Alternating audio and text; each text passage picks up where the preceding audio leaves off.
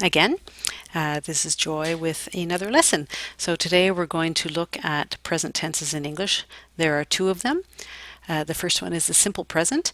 What you know about that already is that we add an S to third person singular. So I work, he works, she plays, we play. Present progressive, or we also call it present continuous. It's ing on my verb and my auxiliary is in the present of the verb to be. So I am working, he is working, they are writing a letter. Lovely worm-like animations that I keep forgetting to take off every time I redo this PowerPoint. Something we often forget, I mentioned it a moment ago when we talked about the simple present, is that when you have an affirmative verb, you have to add an S to your third person singular. So I would say she studies or it snows. Why do we do that? I don't know. Every language has its rules like that. And then when you make your negatives and questions, you must add your S to your auxiliary, and then your main verb comes back to the base form. He doesn't have any time, or how often does it snow? Another thing we often forget is that words like everybody or everyone, someone, somebody, etc. are singular. So that means the verb that follows must be conjugated like a singular verb. Everyone is helping us clean the house. Nobody wants to come to my party, which is completely not understandable since I only like to talk about grammar. Simple present is fairly easy, but there are some mistakes that people make, so it's not as simple as we think. We use it to talk about a fact. My brother lives and works in Vancouver. A habit. The bus leaves at 12:30 every day. Oh, there it goes. And also a general truth.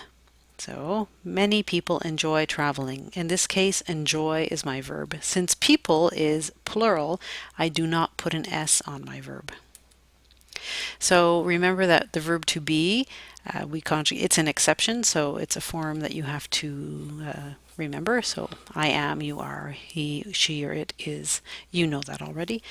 Do can be both a verb in itself and an auxiliary. So I could say I do the dishes every day, or in an auxiliary for negatives or questions. I don't have a dog, and how often does it snow? For third person singular spelling, if your verb ends in S, CH, X, or SH, just add ES. So kiss becomes kisses. He kisses his mother every night before he goes to bed. If you have a consonant plus the letter Y, you change the Y to I and add ES. Try becomes tries. Or if you have a vowel plus Y, you just add S. And of course, most verbs you just add S. Don't forget that if you have a negative or a question, your auxiliary requires an S. So he doesn't want, or why does he want to leave now? Another thing I wanted to point out is don't forget that the apostrophe replaces the letter O. So that is why you don't put the apostrophe here, you put it where the letter is missing. Again, just to come back to negatives and questions, you have to conjugate the auxiliary.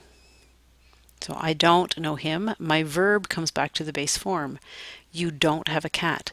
She doesn't like pie. I don't say she don't likes pie. I must say she doesn't like pie. We don't need help. They don't try hard. And then questions. I make my question by putting my auxiliary in front of my subject.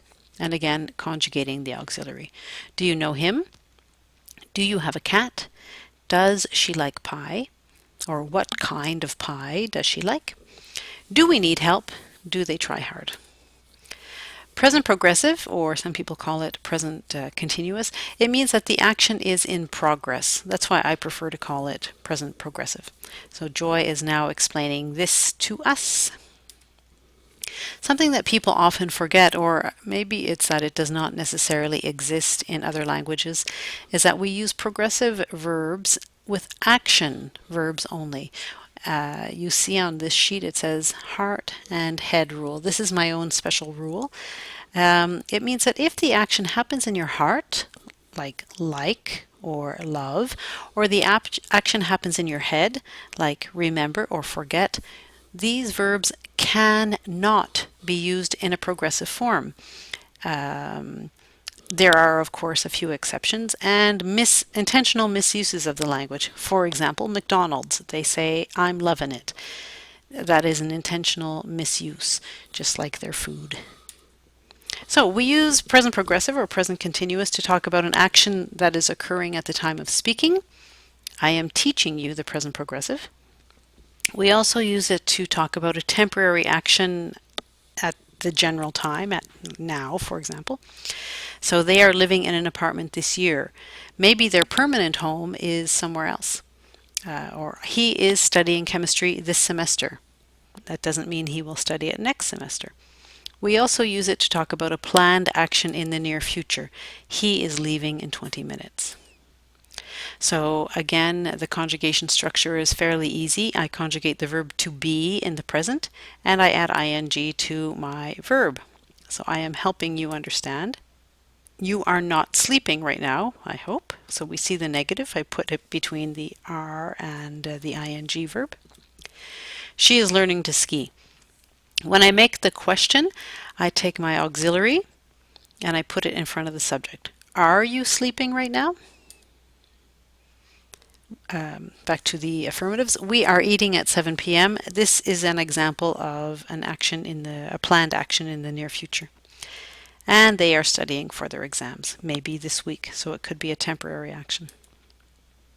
The spelling rules for ing are a little bit more complicated than for the simple present verbs.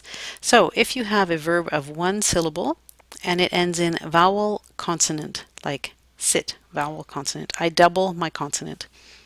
Unless the verb ends in W or X, then I do not double. If my verb ends in E, I do not double the consonant. If the verb ends in Y, I do not double the consonant.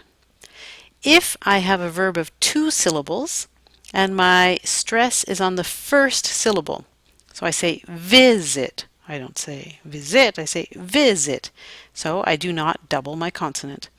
But if I have two syllables and the stress is on the second syllable, like begin, then I double my consonant. And finally, if my verb ends in IE, I change the IE to Y and I add ing. To come back to the heart and head verbs, there is a list in your book, but these are some of the more common ones. Of course, there are exceptions, but let's go.